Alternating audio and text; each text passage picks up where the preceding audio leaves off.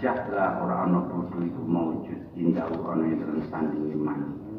Walidalan krono iki jahlah kala dawuh sapa musannaf wa ayyu jahlin utaine bodho iku li jahilin tetep kuwi wong kang bodho layar do kang ora rido sapa jahil an nafsi saking awak dhewe jahil.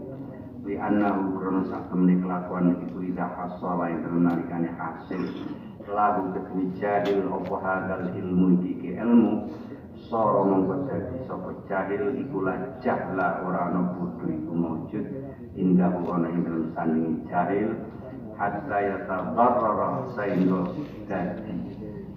tampa melarat bi kelawan jahil apa muka lato tuhu campuran atau sapa muka itu wong kang nyampuri ing jahil pada gunung mongko ana apa subbatuhu ruangan ing jahil iku khairan bagus makban kang murni patan binu mongko taitan wen prikoli ing dalam kaya musannaf ilmin wa jahlin ya dawu ilmin wa jahlin iku listan iki krana kanggo marna-marna ai fa ayyu ilmin nafiin tegese mongko uta indine ilmu kang manfaati wa ayyu jahlin lan indine butuh dorin kang larati men sampeyan tendino. Bismillahirrahmanirrahim. Niki asik rentetan kalian makalah ini aslu kulli maksiatin wa qablatin wa syahwatin ar-ridha 'anil nafsi. Pangkal sumber segala maksiat, kelupaan, rajin telah syahwat, ini ridho, merasa senang, merasa puas terhadap nafsunya. Sedangkan wa aslu kulli ta'atin wa yaqadatin wa ifatin adamur ridho minka anha. Sedangkan pangkal atau sumber segala ketaatan, kesadaran, dan bisa selalu mawas diri, terjaga niku ya pondok dari perbuatan yang tidak baik. Pangkalnya, sumbernya adalah tidak ridho kepada nafsu atau merasa tidak puas dengan nafsu, selalu mencurigai nafsu, selalu menasihati nafsu. Jadi nafsu inilah yang menjadi tumpuan kita. Jika kita tidak mengendalikannya, maka nafsu ini akan membawa kita kepada kerusakan dunia akhirat. Tapi jika kita bisa menjaga nafsu kita, makna menjaga nafsu kita itu justru kita harus mencurigai, harus menasihati, harus mewaspadai gerak-geriknya. Ini menjadi sumber keberuntungan kita besok di akhirat. Nah, mila lajeng Mbah Kiai ngendikaken wala antas haba jahilan la yardo an nafsihi khairun laka min antas haba aliman yardo an nafsihi. Demi Allah, persahabatanmu dengan orang bodoh, orang yang tidak mengerti ilmu zahir, ya, tapi tidak ridho, tidak puas dengan nafsunya, itu lebih baik daripada persahabatanmu dengan orang alim, orang yang pintar ngaji sekalipun, tetapi dia selalu merasa ridho pada nafsunya, puas dengan nafsunya. Nah niki basa ngukune nggonmu kekancan marang wong sing bodho, ora ngerti ngaji, ora ngerti hukum, sing jelimet-jelimet. Tapi wong iku mang tansah mawas diri karo nafsune, ora ridho karo nafsune, mencurigai, selalu mencurigai nafsune. Iku luwih apik tinimbang wong kekancan karo wong alim sing nuruti nafsune, sing seneng karo nafsune. Pertanyaannya, napa wonten tiyang alim sing nuruti nafsune? Kewatah rasa dihitung. Nuruti nafsu itu jangan diartikan dengan pengertian yang sempit. Cuma nafsu dohir, pengen mangan, pengen ngene, pengen ngono. Nuruti nafsu ini arti takabur, minta untuk dihormati, untuk disanjung, sedikit-sedikit sakit hati, loro hati, disindir loro hati, itu menunjukkan kalau kepengen dan selalu dilem. Itu semua nafsu, semua nafsu. Sampeyan pidato dikeploi, senenge ra karuan, golek piye bisane dikeploi, kuwi senenge nafsu. Yang seperti itu, zaman maca difasih-fasih no ken diarani wong fasih, ken dilem niku wis kesenengane nafsu. Kathah tiyang alim sing ngeten iki, sing sithik-sithik serian njaluk disanjung, ngene-ngene kepengin ken dilem. Niku sing ora perlu kita ikuti, kita jadikan sebagai sahabat.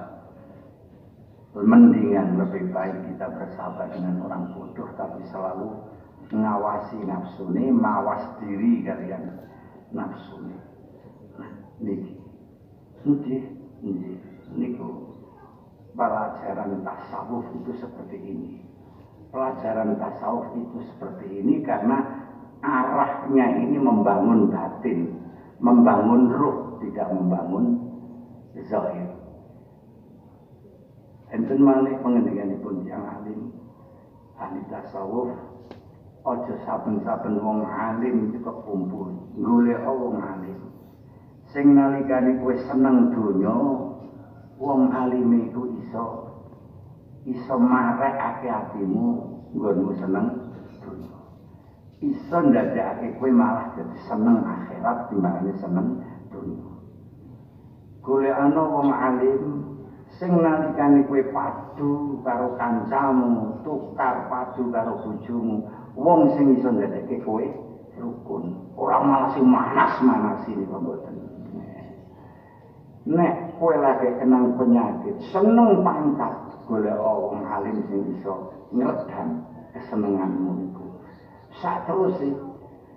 Nah, niki pentingnya persahabatan karena ternyata watak itu saling mempengaruhi.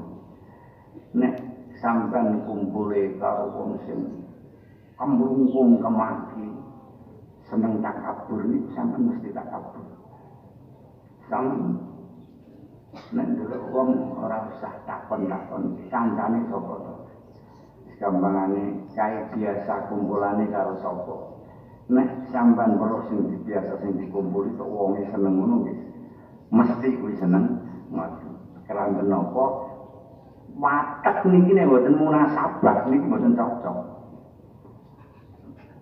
Kula seneng jajanan, sampean ora seneng jajan, ora seneng mangan.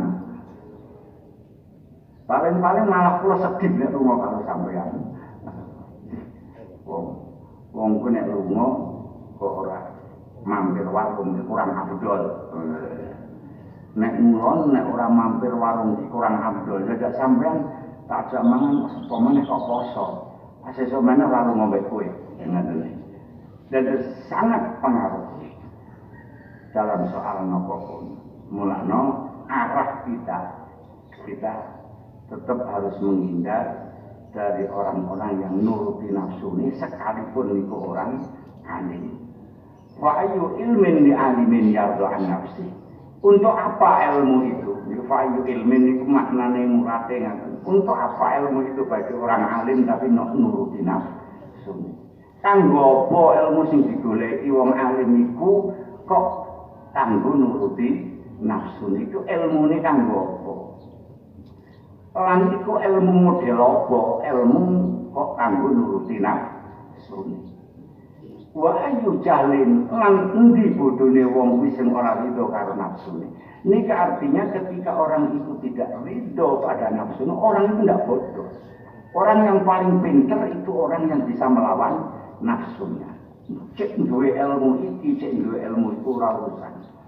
Niki ajaran orang tasawuf seperti itu karena sekali lagi muaranya unjerane iki kanggo nata ati. Mulane kemarin dikatakan bahwa napa menika jenenge maksud pelajaran yang pokok di dalam suluk itu adalah at-takhalli anil rada'il wa at-tahalli bil fadail. Kita bebersih diri dari sifat-sifat yang tidak baik, terutama sifat maknawiyah. Kemudian kita berhias diri dengan fadail, dengan keutamaan-keutamaan. Kemarin juga sudah dikatakan bahwa sifat itu ada dua, sifat zahir dan sifat batin. Sifat zahir itu adalah sifat yang dilakukan oleh jawareh, oleh lesan kita, oleh telinga kita, oleh mata kita, seperti kita ghibah, ngrasani namimah, tangan memukul, cengkiling, niku sing contone sing lahir-lahir. Matane nek weruh kancane mendelik kaya benci seperti itu, niku sing sifat-sifat tercela yang zahir. Sedangkan sifat-sifat tercela yang sifatnya maknawi niku kados gumedhe, ujub, merasa baik, riya, sum'ah, dengki, iri, hubbujah, hubbul mal. Niku dua ini harus kita hilangkan dari diri kita. Cacat lahiriah itu sifat-sifat yang tidak baik yang dilakukan oleh jawarih kita. Sifat maknawiyah yang tidak baik itu sifat-sifat yang ada di dalam hati kita, seperti iri, dengki dan seterusnya. Pun insya Allah niku sampean iso ngatur. Subhanallah, hati kita bersih. Kalau hati kita bersih seperti kemarin, litakuna linida'il haqqi mujibah, kita akan bisa mengiyani undangannya Gusti Allah. Gusti Allah selama ini ngundang kita, yad'u ila daris salam. Tapi kenapa kita kleset? Kita nggak mampu mendatangi undangan itu, apalagi semangat. Kenapa? Karena di dalam diri kita ada kotoran-kotoran yang membuat kita ini nggak bisa jalan untuk memenuhi undangan Allah. Kotoran itu ya sifat-sifat lahiriah yang tidak baik, juga sifat batinnya. Kemarin kan sampun di kandakno, jadi keluarlah dari sifat-sifat basyariahmu, sifat-sifat yang bertentangan dengan sifat basyariahmu. Wong kawula kok gumedhe, kawula kok seneng dilem, kawula kok merasa mulia, itu kan sifat yang bertentangan dengan basyariah. Hilangkan itu semuanya, litakuna linidahil haqqi mujibah wa takuna min hadratihi qaribah, agar zaman bisa dekat di haribahan Allah. Hilangkan itu semuanya.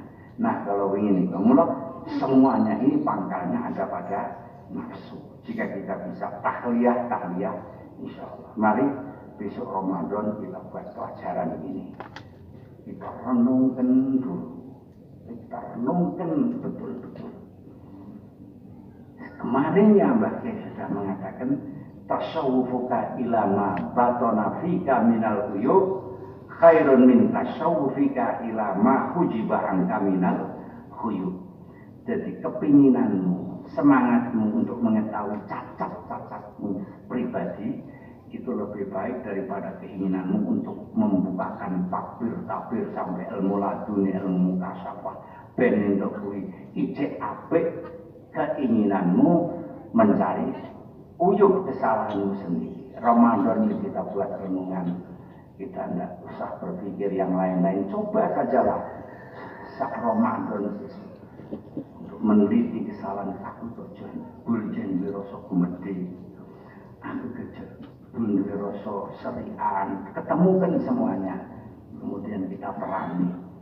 Ini sama buat nusa kakean dulu. Sok sawah sama jadi wali itu. Kan lu membentakkan neko-neko.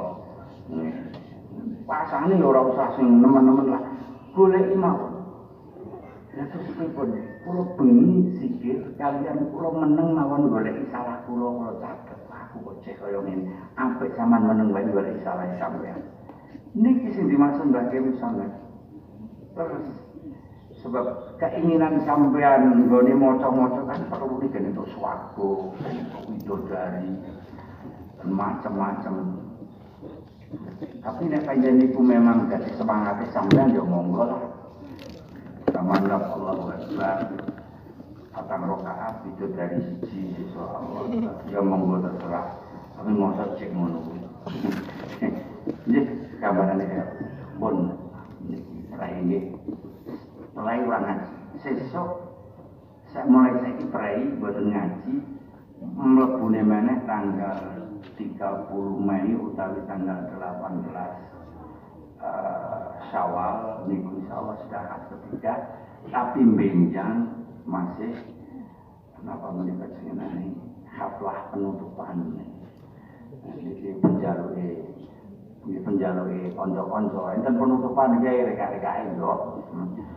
Penutupan apa ngene penutupane di koyoke iblis nggo berkat percuma wingi wis nggo berkat mosok sesuk nggo berkat meneh penutupane nggih mayoran nggih mangke mayoran yo mboten ngertos kula mayorane napa pun sikap semanten sedaya panjenengan punten mugi hikam menika manfaat kangge saora-orane kangge ngerteni salahe kurang awake dhewe saora-orane. Al-Fatihah. Bismillahirrahmanirrahim.